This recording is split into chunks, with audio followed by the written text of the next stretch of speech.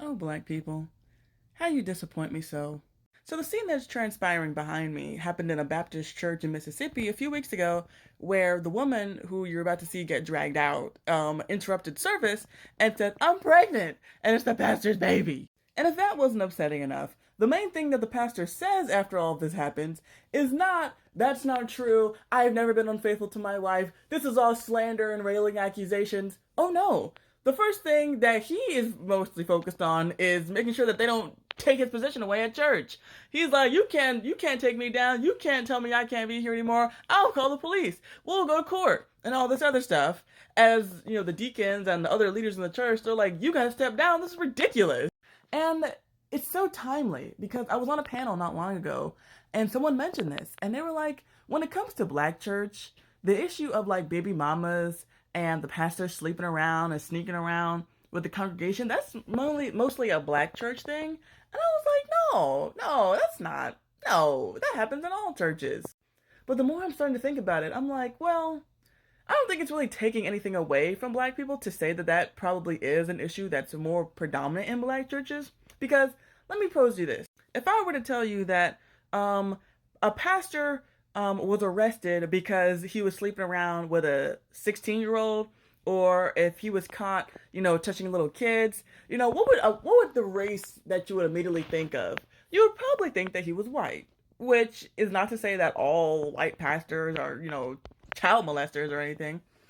But if I were to tell you that a pastor, got beat up because he had three baby mamas and he was cheating on his wife, then you would immediately think, oh, that was a black pastor. And so I don't think it really takes away from black people to say that this is obviously something that is more prevalent in our churches and something that we have a problem with. Because, I'm not saying that black people are more sinful, but there are certain sins that certain groups of people have a more proclivity to. Just like, women are more inclined to certain sins and men are more inclined to certain sins. Black people are more inclined to certain sins. White people are more inclined to certain sins. We're all sinners. We all need Christ. But I think that when it comes to this type of problem, because even, this is just anecdotal, of course, but I know someone, my friend of mine, her mom left the church because the pastor was trying to beck at her and trying to, do something strange with her. And it's like, this is ridiculous. And so that was my friend's experience because she went to a black church and she has predominantly gone to black churches, while I have predominantly gone to white churches. And I've never heard of anything like this going on in a white church. Like any of the times I've been to at least four that, I've gone to consistently. Pastor never did anything like that. And then, I've just heard about it because I have friends who go to other white churches. And this is just not a thing that goes on as much in white churches. And that is just objective, I feel like. And, if you have any stories, you can leave it down below. But we got to talk about it because things aren't going to actually get better unless we confront the problem instead of deflecting from it. And then another thing that this made me think about is how someone like me, I'm pretty hard-boiled, I'm pretty strict, I'm a teetotaler, and I love those titles. I embrace them. But people like to say that people like me are what's emptying out churches. People who are judgmental, people who are too strict, you're what's keeping people out of church.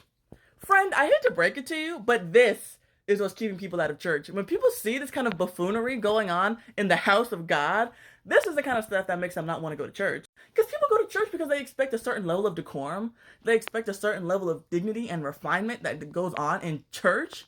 And so, why would I go to church? Why would I get up on maybe my only day off? Or why would I get up on the weekend when I could be at brunch or I could be in bed asleep and go somewhere when I can get this at the club? I can get this on, BET. Why do I need to go to church for this? Why do I need to get up and go out of my way to be around buffoonery? If I'm going to do something like this, if I'm going to go to church, then I want it to be respectful and dignified, not, Flavor Flav or anything. And my final point for this video is the fact that all sin is not equal. And the kind of buffoon that this, someone like this pastor, the kind of buffoon that would allow himself to get mixed into some kind of stuff like this guy obviously has some major holes in his doctrine, and he's not teaching the full counsel of God. And so it's important that when you pick a church, and if you're going to a church, it's not because my family goes to that church, because it's the closest church to me, but because they are teaching, right things. They are teaching solid doctrine. And so this is a Baptist church, but that doesn't mean anything as far as I'm concerned. I claim to be a Baptist. I love being a Baptist, but I'll come down like a ton of bricks on someone who calls himself a Baptist just as quick as I will anybody else. Because for one, I think it's important that, if you're in a group, then you need to, be a gatekeeper and, be harder on people who are in your group because you're a part of it. And, I don't want to be a part of, ignorance and confusion, which is all this is, as you can see. And so, yeah, him calling himself a Baptist doesn't mean anything. If anything, that means that, I expect better from him.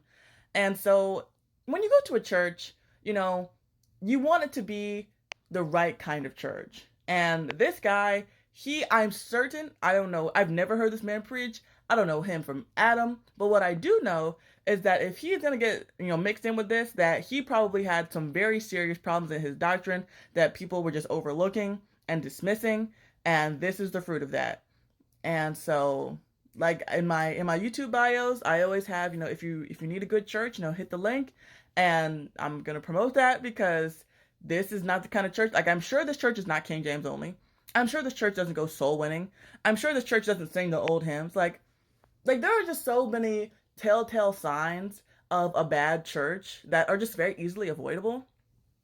And, that should be what we look forward to most than anything else that's going on. The worship service, oh, they have good music. Oh, they have a nice parking lot. Just dumb stuff that people pick churches for. We need to be going to church for the right reasons, and we need to be properly vetting and judging. Yes, that dirty word, judging.